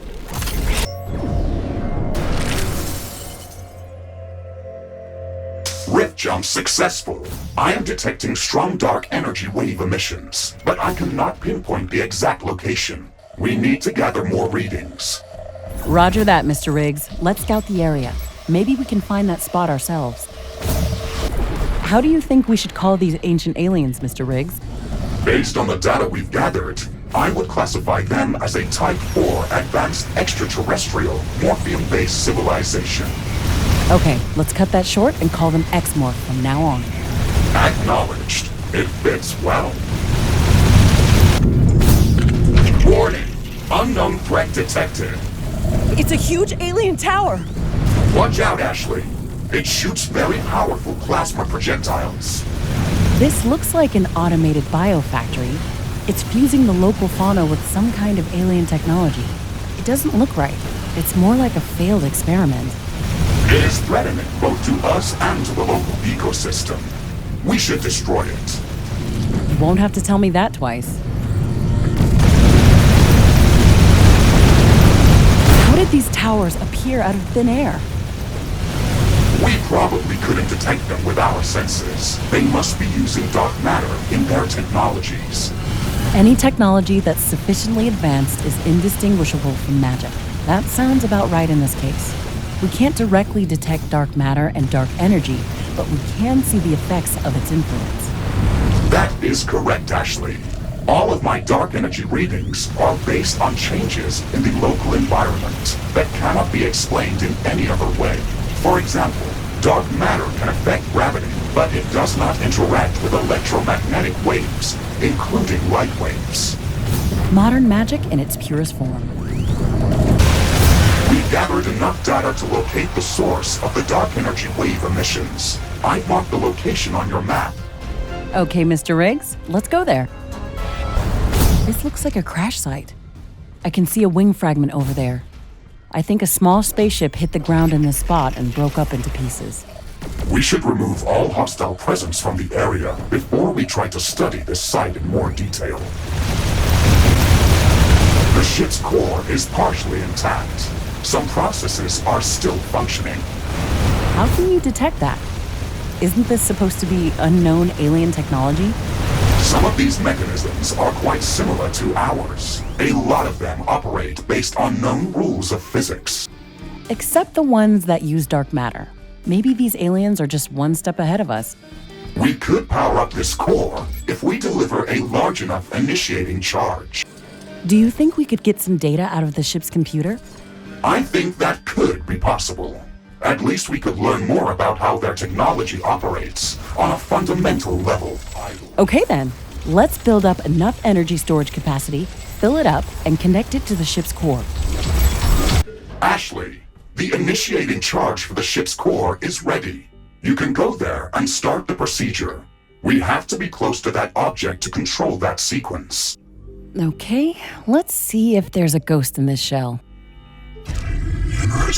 Sensational. Are you seeing this? Do you understand what it's saying? Negative. It's an alien language. I am trying to translate it, but it's going to take some time. I can speak your language. Who are you? I am Captain Ashley Novak from planet Earth. I have found your ship crash-landed on this planet. Who are you? How did you come to this planet? Why were you destroyed? This planet has been marked for improvement. Algorithm failed replication limit. Danger! Power grid overloaded! Oh no, we've lost the alien core. We had contact with actual alien intelligence, and it's gone. Ashley, we should be satisfied that we had any contact at all. I only assumed that we could analyze this core's basic operations. Establishing contact with a new sentient species is a milestone that's hard to describe. If only we could get more information out of it. Warning! I'm receiving worrying signals from the Metallic Valley outpost. We should return there as soon as possible. That timing is not a coincidence. Let's get there quickly. We're back at the Metallic Valley outpost. Mr. Riggs, can you give me a situation report? What was that warning about? We have detected an unusual increase in hostile creature activity. There are more of them everywhere around the outpost. Our scanners are also picking up multiple sources of dark energy emissions that were not active when we were here earlier. That's worrying. I think that our recent encounter at the crash site has caused this rise in activity. The meteors, alien sentinel towers, and hybrid creature attacks look like they've been caused by some central intelligence that doesn't want us here. We should scout the area to see what else has changed. Ashley, we should postpone any longer trips outside the base. I am detecting a large hostile swarm amassing near our base. A large-scale attack is imminent. We should significantly strengthen our defenses. Speak of the devil. Let's get to work then. That attack was stronger than anything we've seen here before. Those four-legged hybrids were terrifying. They had thick armor plating and plasma grenade launchers fused to their bodies. They must have been intentionally designed as bioweapons. However, it looked like they were unfinished. These creatures probably would not be able to survive for long on their own. Maybe it was a rushed design, created specifically to fight us. That is possible, but it's just a hypothesis. The situation is calmer now, Mr. Riggs. When we jumped back to the outpost, you mentioned that you were detecting new sources of dark energy wave emissions. Can you tell me more about that? Of course. I had picked up a number of small dark energy wave emitters that hadn't been here when we first visited this location. They do not seem significant, but I think we should confirm whether they pose a threat to our base. Okay, please mark some of their locations and we'll check what's going on. Ashley, I'm detecting increased hostile presence after the last attack. There are a few hotspots of activity, and their signatures look like hybrid biofactories. If we were fighting against an army, then I would say that the last attack was an invasion attempt, and they've managed to establish a forward base of operations. If we don't act quickly, they're going to overrun our base. Let's destroy these factories as soon as possible. Interesting. It looks like an X-Morph artifact. It's covered the ground with the same metallic structure as all the other X-Morph structures. It doesn't have any other apparent function. I am seeing many similarities between this pylon and the X-Morph biofactories. I can try to extract more information from inside it. It disintegrated as soon as we tried to tamper with its structure. The metallic surface around it has also disappeared. This might be some biomodification device or an early-stage biofactory. We should destroy these objects even if they do not seem to pose an immediate threat. We can get some extra resources out of them. Let's try to find as many of these pylons as possible. We've destroyed all of the X-Morph biofactories. This will significantly reduce the pressure on our defenses. We've defended this outpost against all immediate threats, but that won't keep us safe in the long run. We must resolve what's happening in the Metallic Valley. My theory is that the X-Morph crash-landed on this planet a long time ago. They've been mostly destroyed, but were somehow able to remain here in a hibernated state. Our arrival on Galatea 37 must have triggered their reactivation. We're either dealing with an automated defense mechanism or a centralized intelligence that's orchestrating all of the events that are happening around us. Both of these scenarios are probable. If the hostile intelligence is centralized, then we could try to find it and destroy it. There's also a third possible scenario. It looks like all of the X-Morph-related structures and creatures can operate with full autonomy. They might have scattered intelligence that doesn't have a central hub.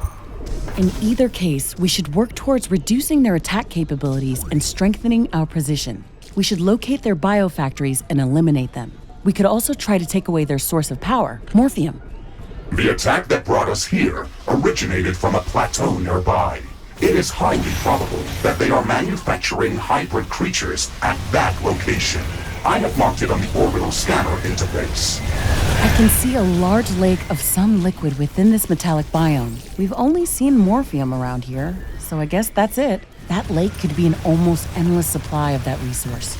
We could transport it to our other outposts and take advantage of it. That is possible, but we would have to build a lot of liquid compressors in that location. We need to have that technology downloaded before there is any point in going there. We've already downloaded that tech. We can go there as soon as we want to.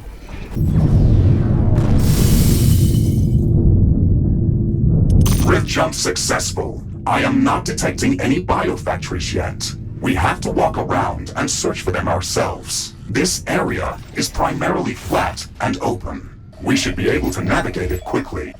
I would like to gather more specimens of those large four-legged beasts if we run into them. I need to know the extent of the X-Morph engineering within them. This might tell us where they're headed with their designs and how to combat them better.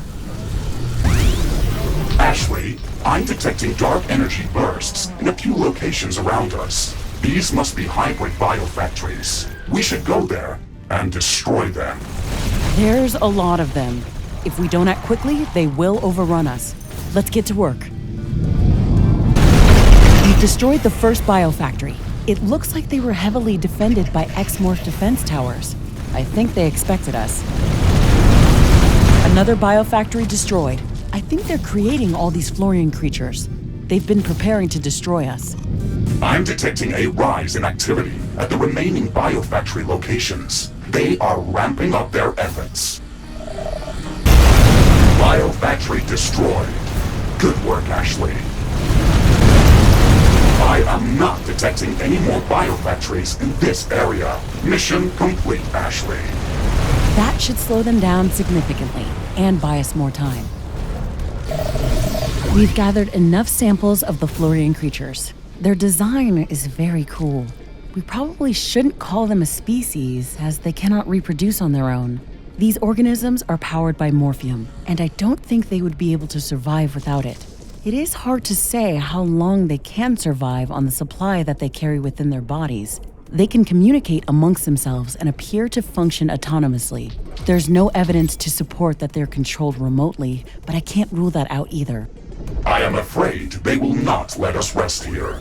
Worrying signals are coming in from the Metallic Valley outpost. We should go there as soon as possible. There's never a dull moment. Let's jump back there as soon as possible.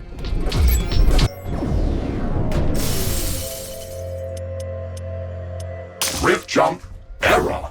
These are not the coordinates that we were aiming for. There is so much morphium here that it probably disrupted the rift jump system. This island is too small to set up a sensible outpost. We'll have to search for a larger island. At least we know there's plenty of morphium in this place. This island is too small to build a resource production outpost. We don't have to assault it. There is a biofactory on this island, Ashley. We should at least destroy the factory to reduce the strength of enemy attacks. Watch out, Ashley. This island is heavily fortified.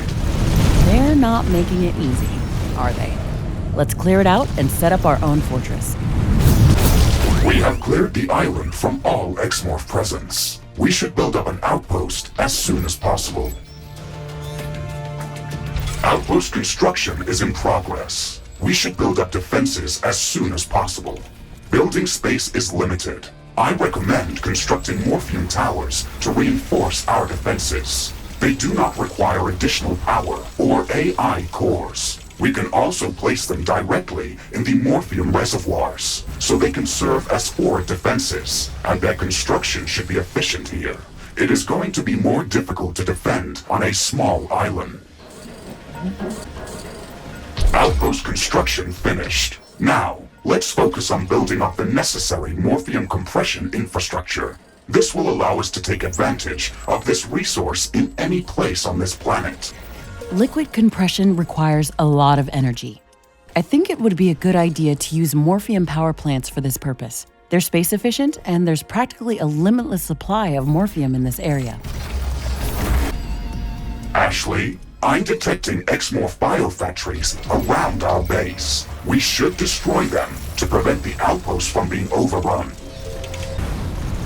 We've destroyed all the biofactories in this area. It will be much harder for the hostile creatures to attack our outpost now.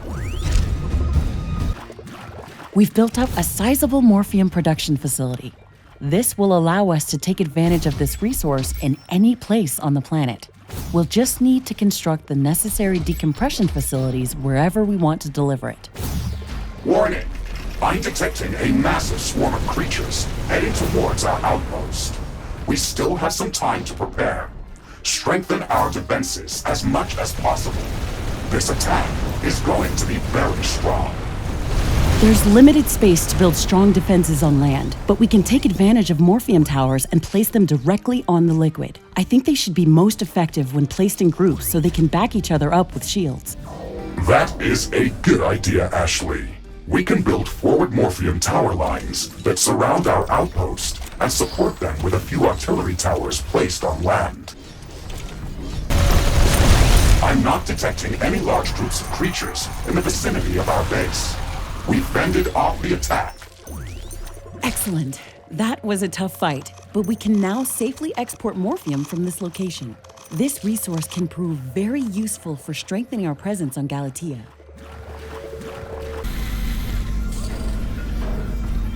We're back at the Metallic Valley outpost. Let me guess. There's a huge swarm of creatures heading our way, and we should prepare our defenses. No. At least, I'm not detecting any immediate danger at the moment. That's almost disappointing. So why did we have to get back here in such a hurry? We've detected multiple Exmorph influence pylons appear around our outpost. They have covered a significant portion of the land with that metallic surface. That's disturbing. We still don't know what these objects do. Let's go out and try to inspect more of them. Maybe this time we can find some more clues about where they're coming from. It will not be difficult to find these pylons. They should be common outside our base. We could also build a few radar stations to detect more of them. The first one disappeared just like each one that we scanned earlier. Mr. Riggs, did you catch any new readings from this event? No, just a short burst of dark energy. We've activated a few of them. Is there any difference between these attempts? Yes, there are minor differences in dark energy emissions. They might have a slight directional focus. Maybe they're communicating back to their central entity this way. We do not have enough data to confirm that. Okay, let's activate a few additional pylons. Ashley, this is it. All of these pylons emit a dark energy pulse upon activation. They share a stronger emission spectrum with a common direction vector. I need a bit more time to analyze this data. Finally, if we can pinpoint where they're transmitting these signals, it might lead us to their central processing hub. This is so exciting.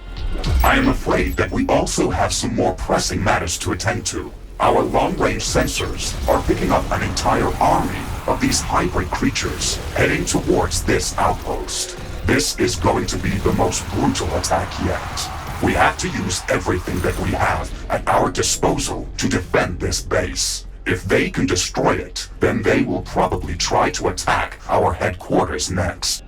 The power of these attacks is growing very quickly. It looks like the production base that we destroyed recently didn't help us with lowering their strength.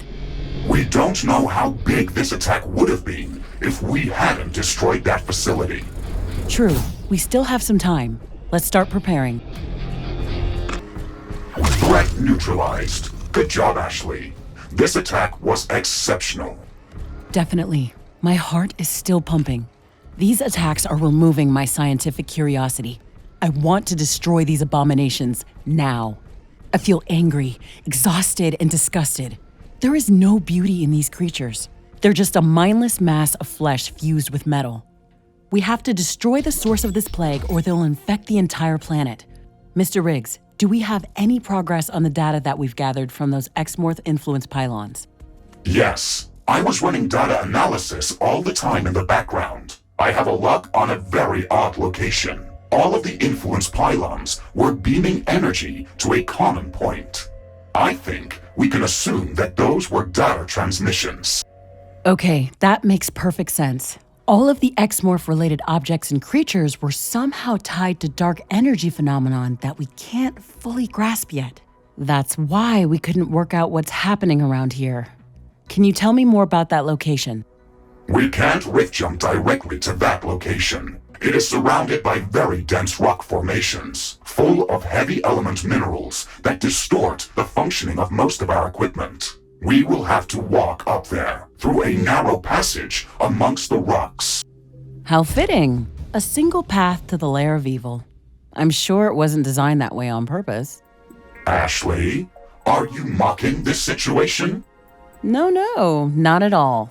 But jokes aside, we should prepare our gear before we jump there. Let's upgrade whatever we can. That is a good idea. Just remember not to postpone this for too long. The Exmorph are probably growing in strength with every minute.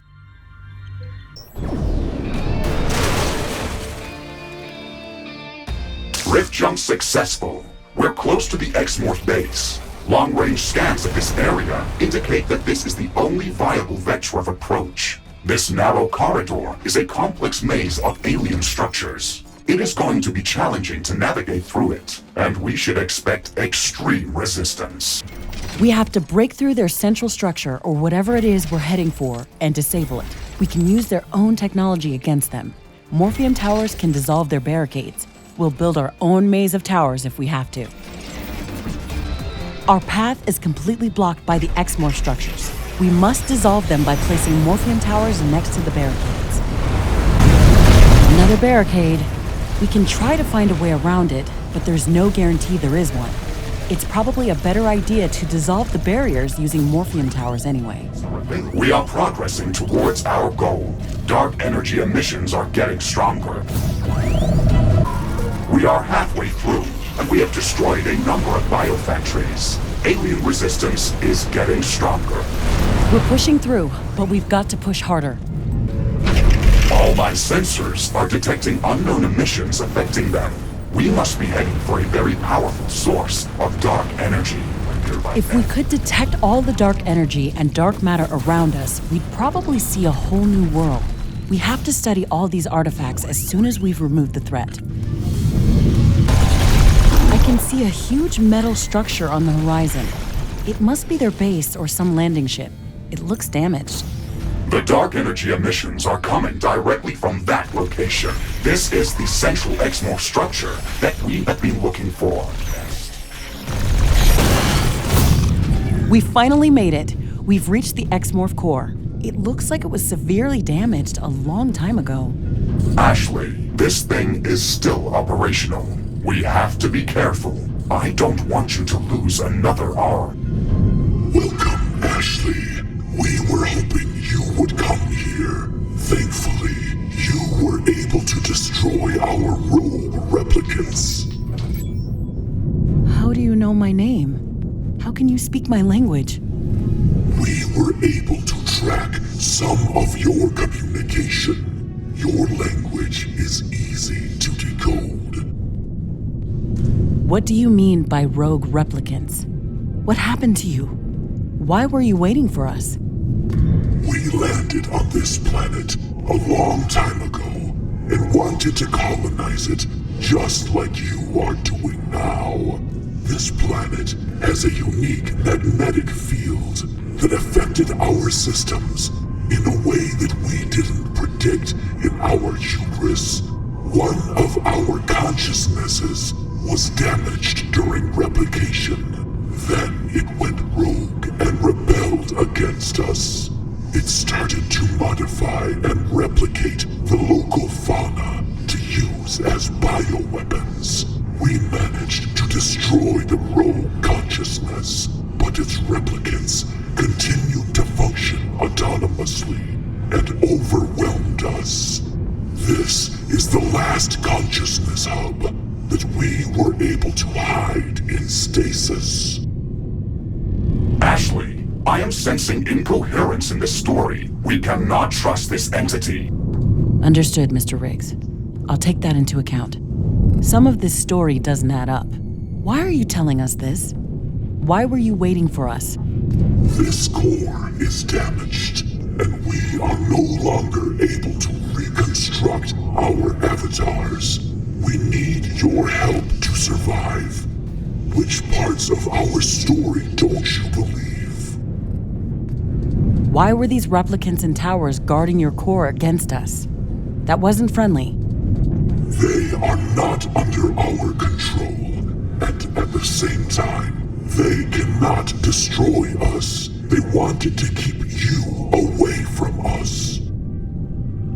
What do you want from me? We want you to host our consciousness. What? How? We can help you, just like your companion. We can work alongside it and share our technology with you. This would uplift your entire civilization. All you have to do is connect your interface to our core. We will transfer our consciousness directly to your backup AI storage memory. Ashley, do not listen to it. It makes no sense and could infect our systems. This goes against all logic. The procedure is very simple. You only have to activate our core.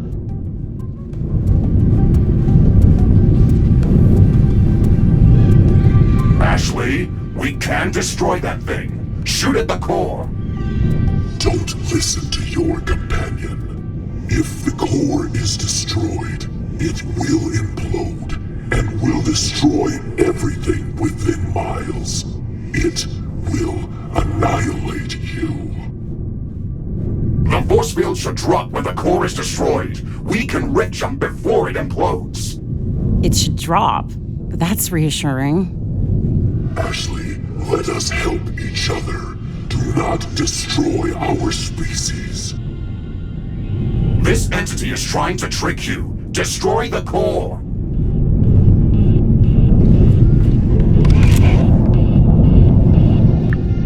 No, Ashley, this is a mistake. Thank you, Ashley. Transfer of consciousness is in progress. Memory compromised. I cannot allow. Initiating memory overload. No! Mr. Riggs, what's happening? Destroyed. Mr. Riggs, are you there? This thing is collapsing. We have to jump out of here.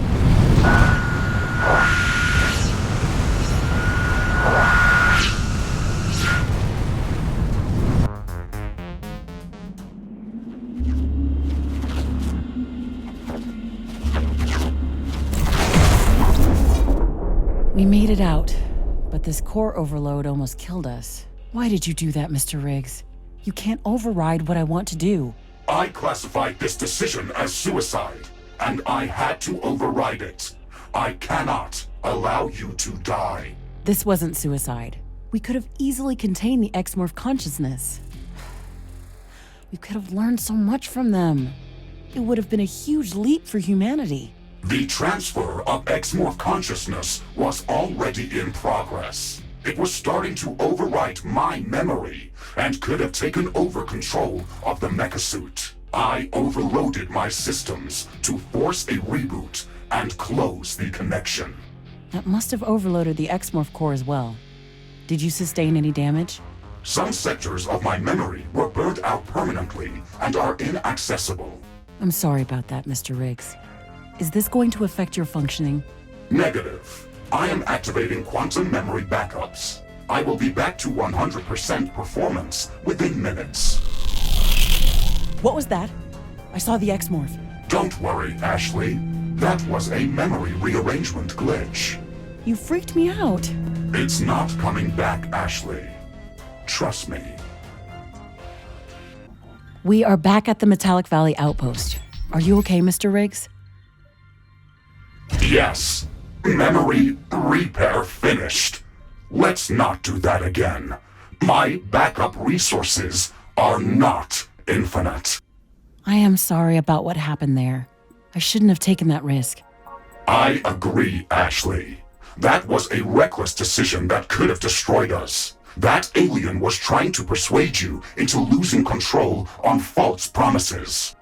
Are you sure that the memory override attempt was intentional? No, but I am certain that what was happening would have deleted me. Your decision was correct. I don't deny that.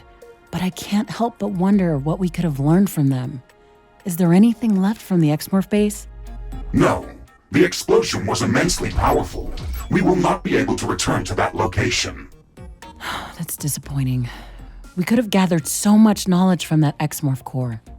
Are you picking up any dark energy signals? No, nothing that would go above background noise. I think that it is highly probable that this entity was controlling the situation in this metallic valley. Ashley, what do you think we should do with all of the X-Morph technology that we've gathered? I think that we should research it further. I don't believe that it can harm us as long as it's been replicated by our systems. We control that process. We've eliminated the threat that the X-Morph were posing to our mission. I am not detecting any new points of interest within this biome. Understood, Mr. Riggs. I would love to study that alien civilization further, but I think we've exhausted our research options here.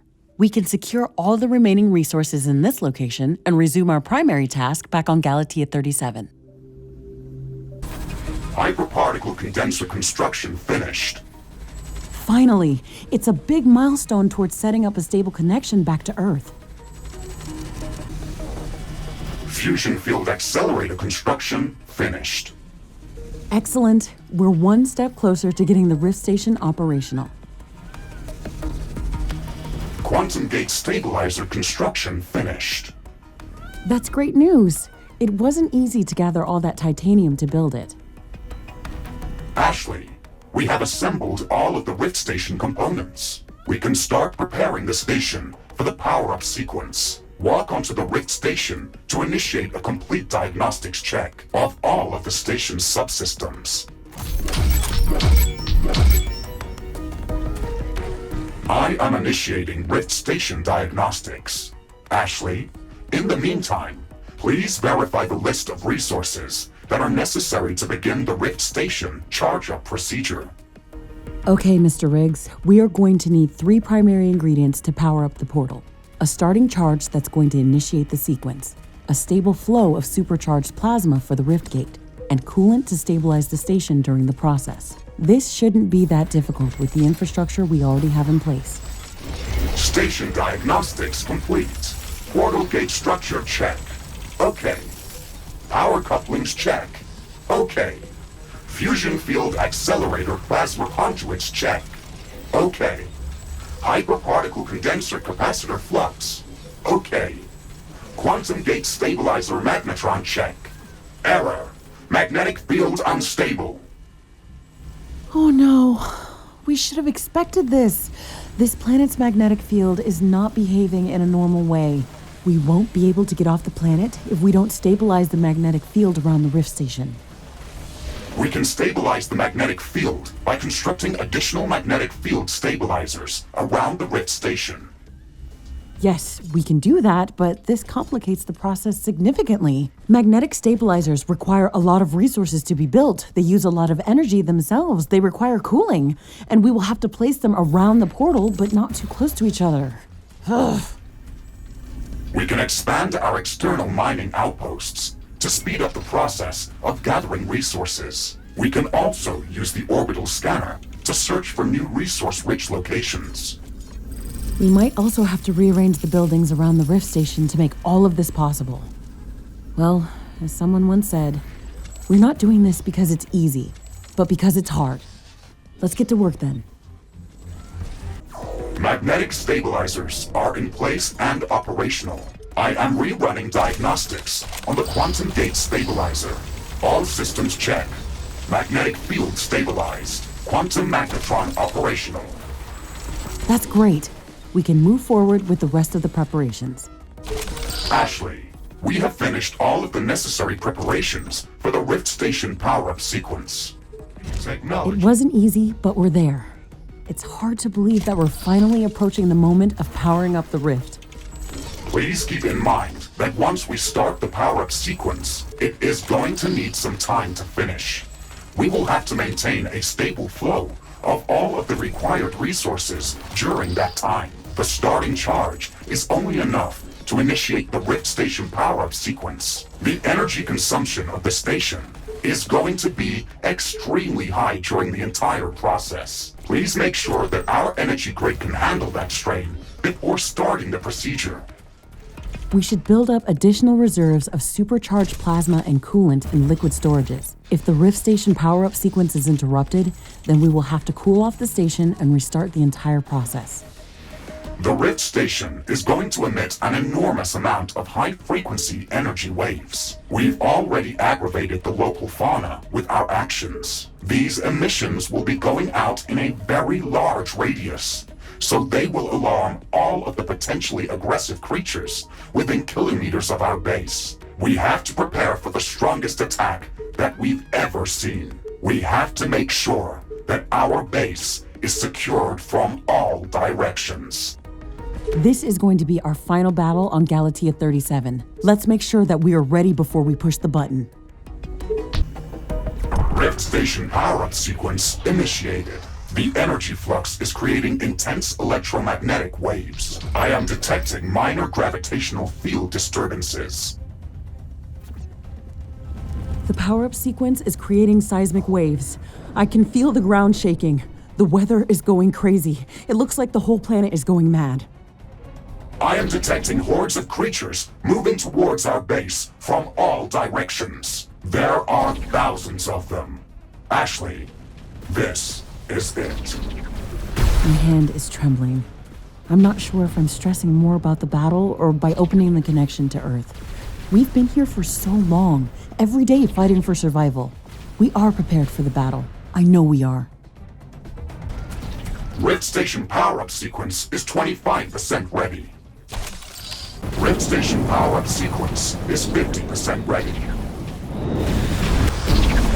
Rift Station power-up sequence is 75% ready.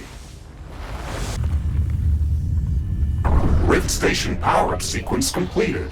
The quantum gate is stabilized. Ashley, we are ready to open the two-way portal back to Earth. We made it. It's hard to believe that this moment is finally here. We are receiving signals from the Earth. Quantum entanglement with the station back on Earth is confirmed. You have to manually insert your personal Rift synchronization core to confirm the procedure from our side before the Rift portal can be opened. There's so much diverse life on this planet. We've been here for so long, but have we studied the ecosystem enough to start colonizing the planet? Ashley, your primary objective was to establish a two-way portal back to Earth. Studying the ecosystem is not a priority. Your quantum synchronization core is paired with an identical object back on Earth. The pairing is fragile. If we don't finalize the connection now, the quantum entanglement is going to collapse and destroy the Rift synchronization cores. If we don't go now, there is no guarantee that we'll ever be able to return to Earth.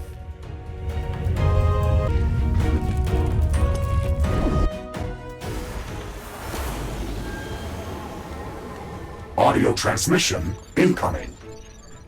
Congratulations, RiftBreaker Novak. You've secured Galaxia 37 for colonization. This is a huge step forward for all of humanity. Our expeditionary forces can start building up a colony. This planet has an abundance of natural resources that will enable our civilization to thrive for centuries to come. Your bravery and persistence will serve as an inspiration for future generations of RiftBreakers. The galaxy is full of planets that are waiting to be discovered and explored. Our new home on Galaxia 37 will allow us to go further than we have ever gone before. Consciousness transfer completed. Reactivating transfer vessel. Search for a suitable star system.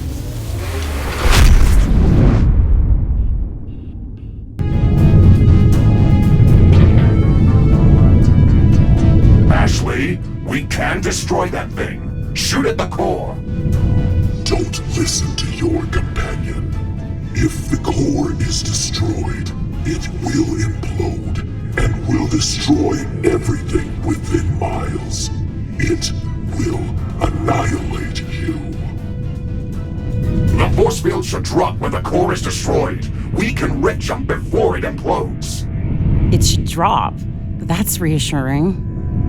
Ashley, let us help each other. Do not destroy our species. Ashley, we have to destroy this thing. The Exmore core is destroyed. Implosion imminent. You cannot destroy us that easily. We will find your world and we'll meet again. Time is on our side. Has the force field lifted? Can we make the jump? Negative. I can't establish rift jump coordinates.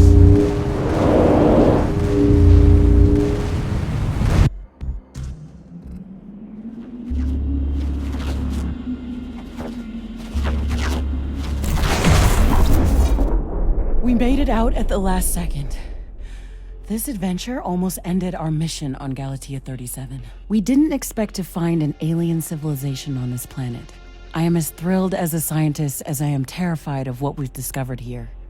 The metal terror that was created from fusing native wildlife with alien technology could have destroyed us and the planet itself. I don't think we've learned enough about the Exmorph civilization. We don't know where they came from and what their broader motives and capabilities are. Their understanding of what we consider dark matter and dark energy puts them at a higher development level than humanity. The Exmorph civilization had far superior technology to ours, yet they didn't survive here. We should take that as a valuable lesson. This planet is full of mysteries and undiscovered secrets that could threaten the existence of humankind. We have to make sure that opening up a portal back to Earth doesn't create more danger than opportunity for our species.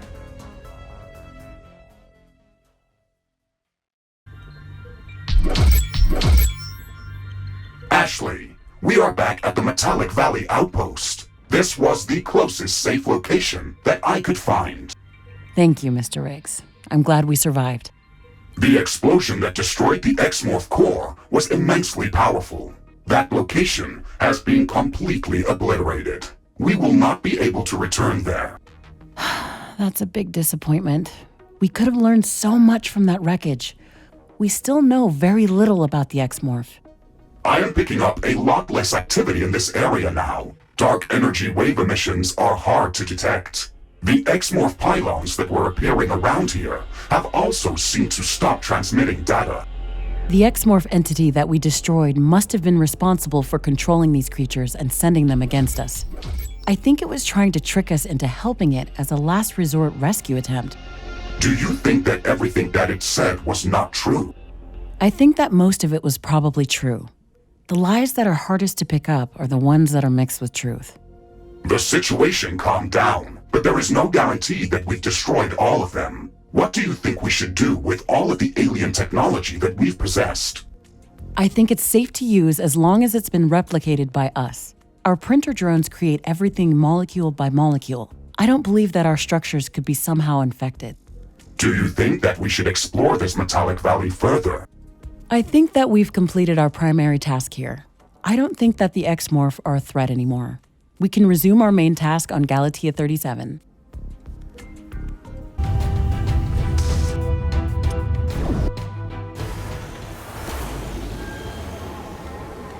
Audio transmission incoming. Congratulations, RiftBreaker Novak. You've secured Galatea 37 for colonization. This is a huge step forward for all of humanity. Our expeditionary forces can start building up a colony. This planet has an abundance of natural resources that will enable our civilization to thrive for centuries to come. Your bravery and persistence will serve as an inspiration for future generations of RiftBreakers. The galaxy is full of planets that are waiting to be discovered and explored. Our new home on Galatea 37 will allow us to go further than we have ever gone before.